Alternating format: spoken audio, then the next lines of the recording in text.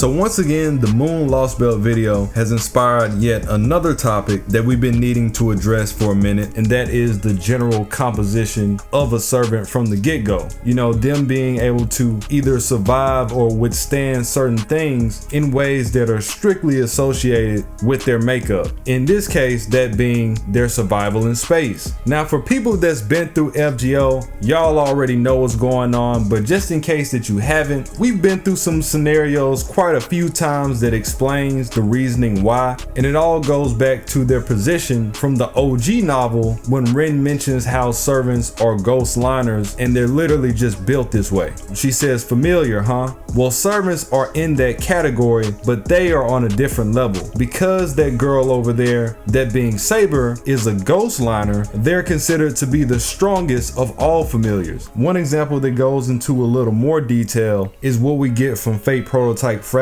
Paracelsus says servants were not proper beings, but they would carry out pulmonary respiration as a land type endoskeleton life form. Therefore, they were magical beings who do not get energy from oxygen and probably could endure more than a human. But since they can obtain a form similar to a life form that can inhale air, they can halve their prana cycle if they are suffocating. Eventually, they'd reach their limit because they were made into a substance. And so what he's pointing out here is the fact that what they're doing in particular is just surviving longer. And it's strictly through the use of magical energy. It's because the fact that they're ghost liners, they come anchored to the world in spiritual bodies, that they're able to survive in ways that humans normally can't because they're actually present. Where on the flip side, as long as said servant is getting enough magical energy, they'll be just fine. It's honestly no different from you having a separate oxygen tank that runs strictly on magical energy. That's their whole thing. So the problem for them would come in when they lose their connection to their master, or whenever their internal reserves just run out altogether,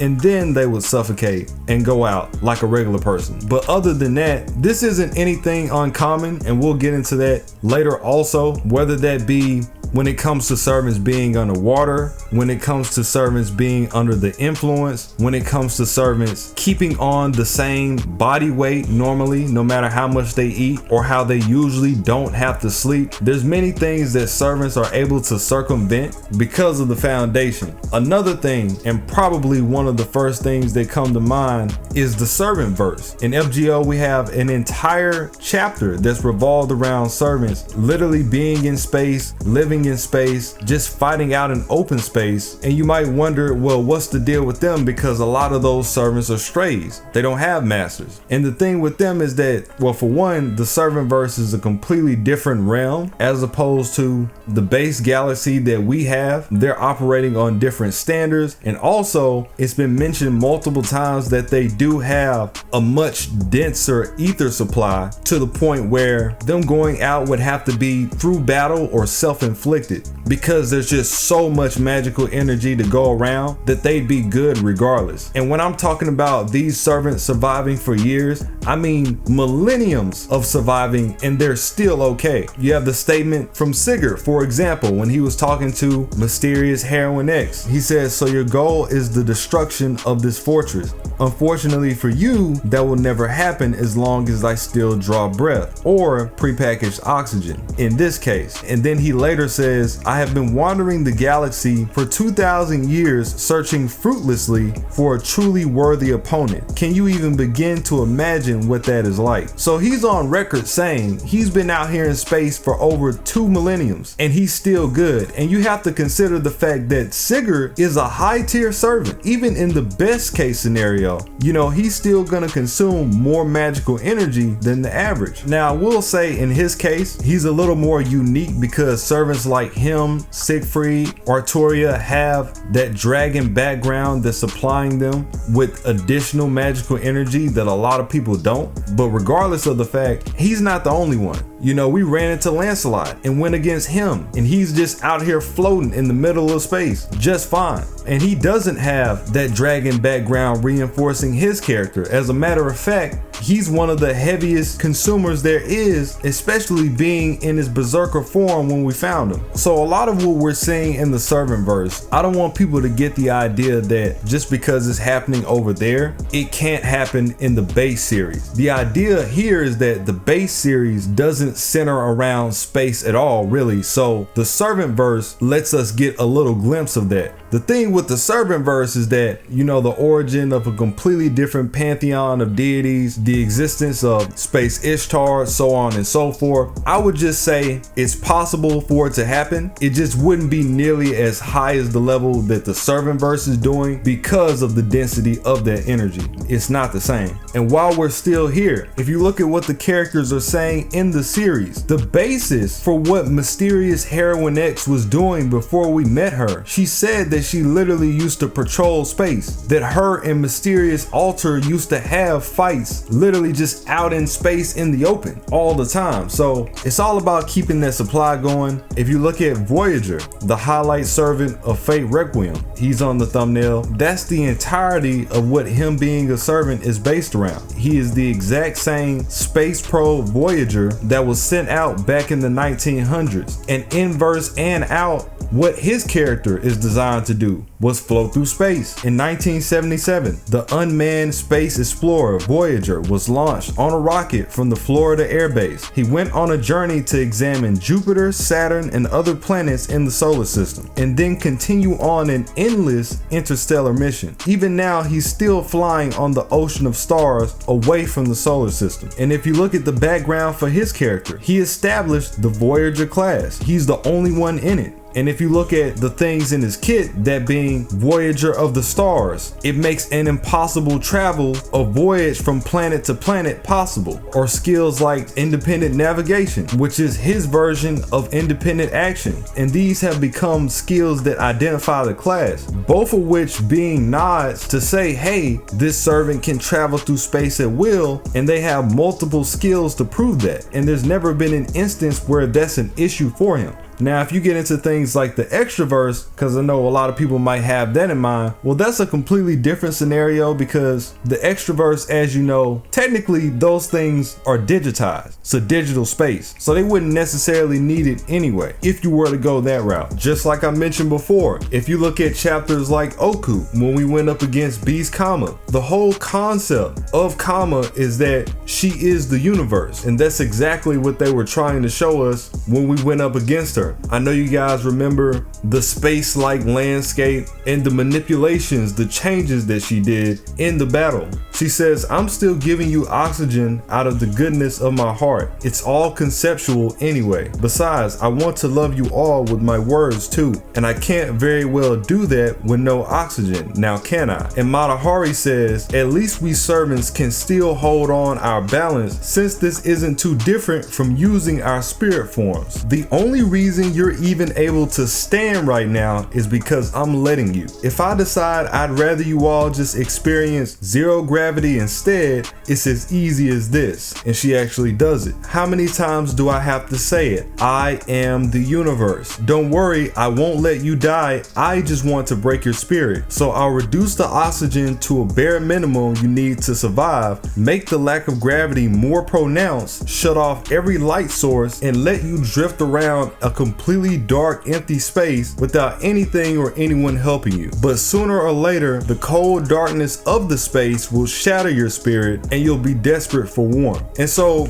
if you remember that chapter, that's exactly what this is. What she was expressing by the fact of her being conceptually the universe was her putting us through a simulation of space. The zero gravity, the lack of oxygen, the darkness, you wanting a resource of warmth, the stars nearby, aka her duplicates. If you can read between the lines, that's exactly what this was. And all of this was done in the Tokugawa space. It's all the manipulation. But the point is, she was showing us that she's still capable. Like she already said, she allowed Ritsuka to live, so that's why he just didn't die outright, literally. But this is real important for us to see, because I don't want people to have the interpretation when they see things in Fate and be like, well, you guys can't do this and that. Outside the extraverse, we have no business in space. So normally we would have no definitive way to get space feats. And this is a great way to incorporate that. It could happen, and it's shown in the servant verse exactly that it would. We just need some chapters that's around it. And another thing to pay greater attention to is what Matahari said about the zero gravity. Out of her own mouth, she said, well, being here is no different from being in our spirit forms. So there you have it. Being in space for a servant is like being in your spirit form anyway, by all means of design. So not only can they survive in space, but they also will be used to it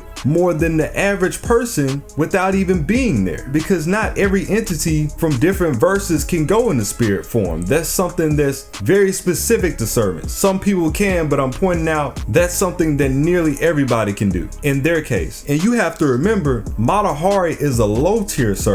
Even she's saying it's not a deal. So if she's saying that once you get to the mid tier, the high tier, this would apply even more so, as long as they're getting that proper amount of energy, as we already pointed out. More than anything, it's about giving notice to the oxygen in the organs of the servant. Even taking these things out the picture won't always completely take a servant down. So it's unrealistic to think space would hinder them in that way. We have scenarios like Ozzy, even though it was in his temple, getting his head completely cut off by King Hassan in the Camelot chapter, and putting that bitch right back on. You have other cases like Chiron mentioning how he literally shot Achilles through the heart with his phantasm, and he still survived because his spiritual core was intact. Ultimately, even though these servants are like us, they have these organs and they function in a similar way like we do, they still have that conceptual foundation. They still have that spiritual foundation. So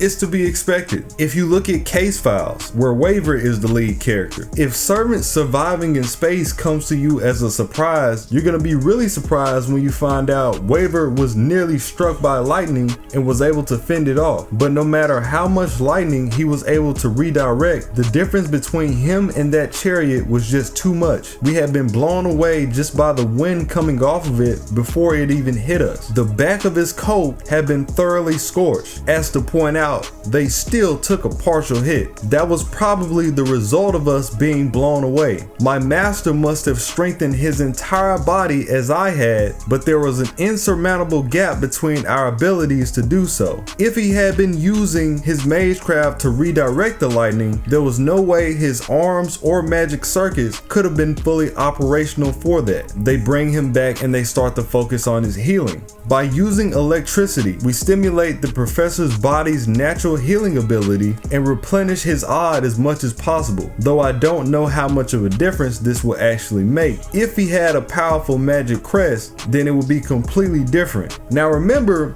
just like Matahari, Waver is a low-level mage. He's just barely good enough to be even called a mage, because he doesn't have a proper magic crest that was passed down like most families do. And even he, with his ability, could strengthen his body to protect himself in these type of situations. And that's exactly why I bring this up. Strengthening the body. Servants are doing the same thing. They're strengthening the body. They're strengthening their organs, their brain, their heart, anything that they need that would allow them to survive in these types of climates, not just space, but anywhere. In particular, they can use magical energy to supplement that. You know, you had Kama mentioning warmth. It's also freezing in space. So it's not just like it's the oxygen that's the only thing you would have to worry about. You would also literally freeze to death. Outer space has a baseline temperature of negative 453 degrees. However, this temperature is not consistent throughout the solar system. And of course, that inconsistency is when you're actually next to some type of source of heat. But generally speaking, it's ridiculously cold. Here's another one without you stabilizing your temperature. Your body would take between 18 to 36 hours to freeze in space due to the radiational cooling. There are other problems when it comes to being stranded in space though.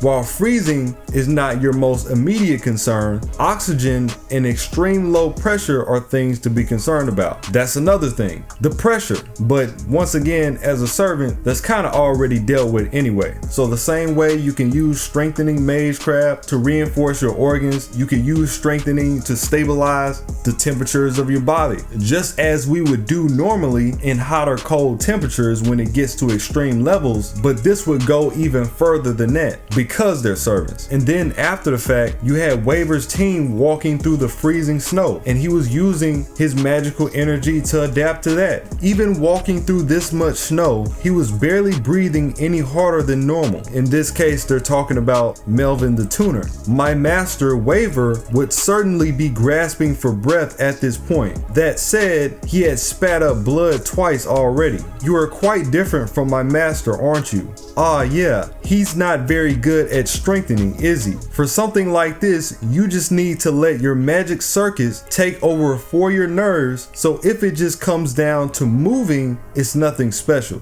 Unfortunately, that doesn't work so well for your other internal organs, but as long as your heart doesn't stop, walking should be no problem. And remember, they're saying this as humans, so even they can operate on some degree, reinforcing themselves with magical energy as long as the heart just doesn't give out, as long as the important organs just doesn't give out. We know that servants are still of a different scale. I use this for reference to point out what Melvin was saying about this being a normalcy. This really is something that you're expected to do as a mage, whether you be in space or harsh temperatures or underwater, whatever the case may be. They do have the things to handle this up to your own capacity. And then if all of that wasn't enough, you know, you have situations like Strange Fate with servants like Prelati being in the stratosphere, Enkidu, Tsiah Escardos, Heracles, so on and so forth. But honestly, they're kind of in there doing whatever they want anyway, so it's not that unbelievable to begin with. You know, Ketz went to space when she used her phantasm, and Enkidu goes to space when he uses his. Same thing for Ishtar. It's been very telling for quite some time. I don't think it needs that much rebuttal to say, yes, they will be just fine being up there.